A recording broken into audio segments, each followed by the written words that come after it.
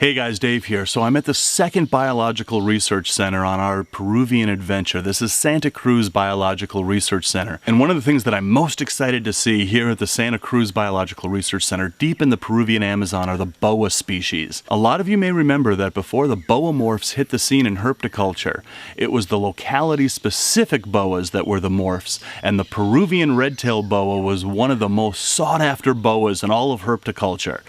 Well, that's here, and I'm going to go herping for it, and hopefully we'll find it. But there's also the Peruvian rainbow boas here, and all the other reptiles and amphibians. So if you want to see more about my adventures in Peru, check out my new vlog channel. I've put the link in the description below. There is so much more to Peru than just the reptiles and amphibians. Of course, those are the most important things here, but with every step in the rainforest, there is something more to encounter, something more to explore, let alone the culture of Peru and the people and the behind the scenes of how I film these videos. So hopefully you'll like those videos as well. You'll subscribe to that channel as well. So let's go herping for those boas and all the other cool reptiles and amphibians found here at Santa Cruz Biological Research Center deep in the Peruvian Amazon, here on Zilla Presents the Reptile Channel Adventures.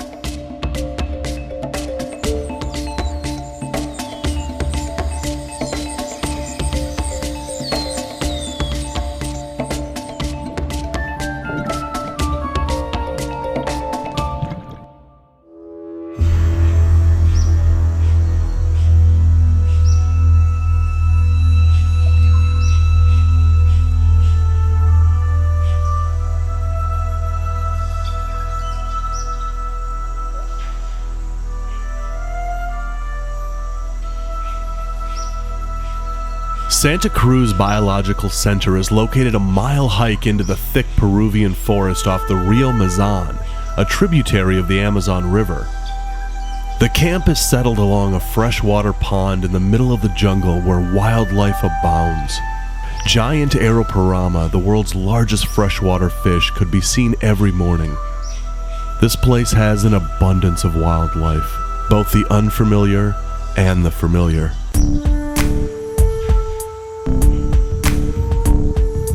The spectacle caiman stands as the top predator in the pond, until the anacondas show up in the dry season.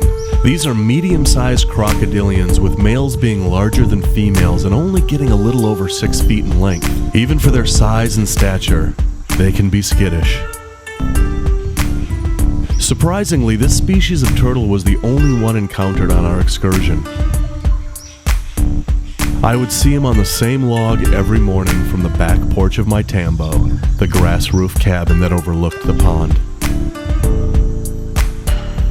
A few lizard species would make their hunting grounds around the pond every day, including this amoeba.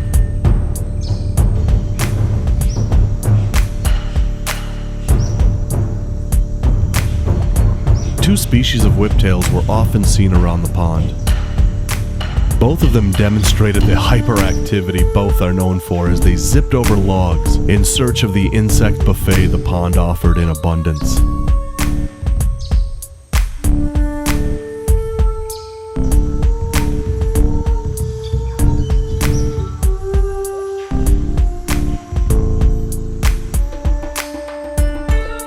The spotted forest toad gives the marine toad a run for its money as the largest toad in the Amazon.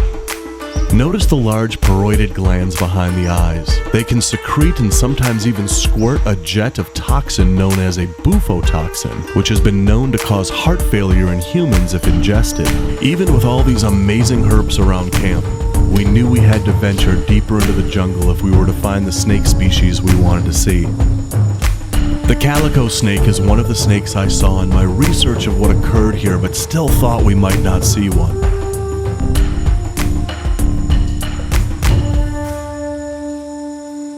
Juveniles have black and white bands, and as they grow to adulthood, the white bands turn red, including their eyes. It is mainly nocturnal, but can be found during the day where its terrestrial habits find it hunting its diet of small mammals, lizards, other snakes, and birds in their eggs. These snakes are rear-fanged, but the venom is mild, only being used to subdue its prey.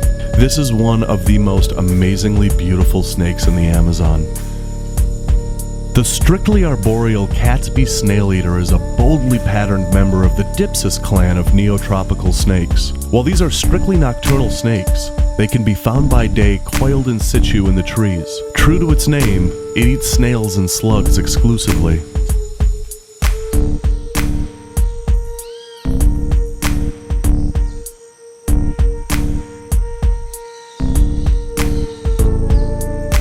As we ventured deeper into the jungle, we had finally crossed paths with one of the snakes we had hoped to see.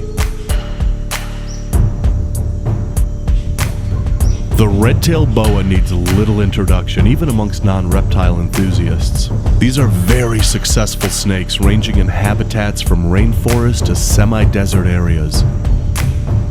They eat a wide variety of prey out here in the jungle, including birds, larger lizards, bats, and have even taken prey as big as an ocelot. But rodents still make up the bulk of their diet.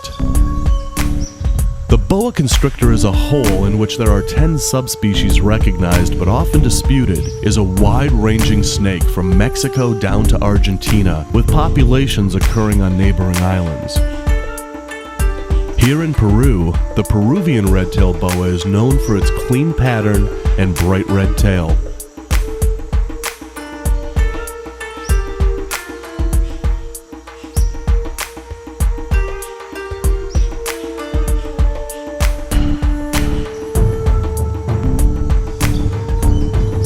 This one backed himself into a buttress of a tree, which allowed us to film and photograph him at our leisure until he decided that he had had enough and tried to escape up the tree trunk.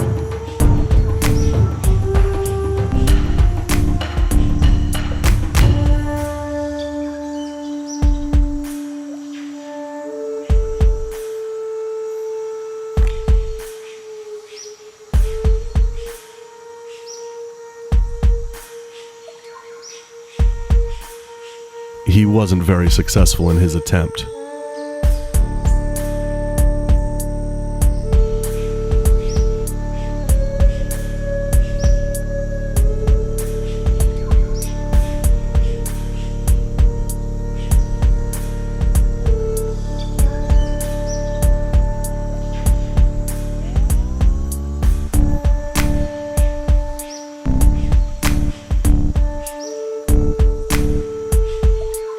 As he tried another, more successful escape route, we led him on his way back into the undergrowth of the forest from which he came.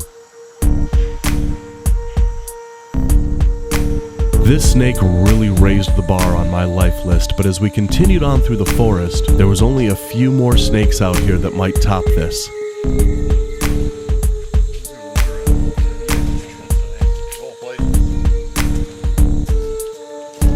And alongside the path, we found another one of those snakes.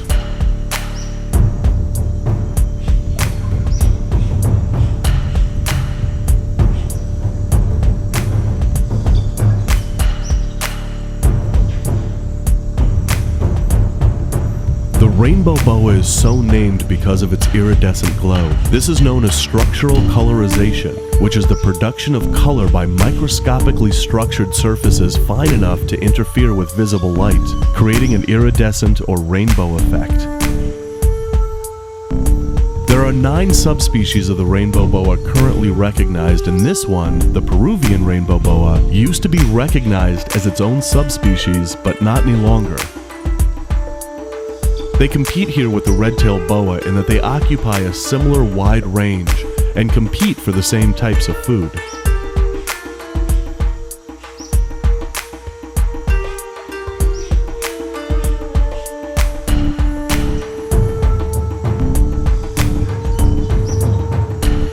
We encountered 4 individual rainbow boas in Santa Cruz.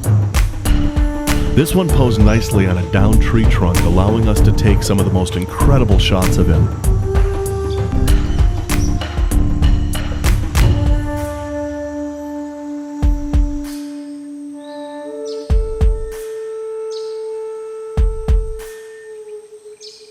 Then, as with all the reptiles we encountered, we watched happily as they crawled away as we raised the bar a little higher for ourselves. There could only be one other snake out here that could clear that bar now, and soon, our luck was going to continue in a very big way. Weren't those boas just absolutely amazing? Guys, I strongly suggest that you all look into coming on this tour down here in the Peruvian Amazon. I've put the links to Project Amazonas and MT Expeditions in the description below, so check it out. Send Matt Cage an email. He'll let you know everything there is to know about coming down here on one of these expeditions, but it's not as expensive as you might think, and the money goes into the local economy and providing schools and medical attention for the people here along the river that wouldn't have access to it. And it also goes to buying up big patches of the rainforest to ensure that it's never destroyed.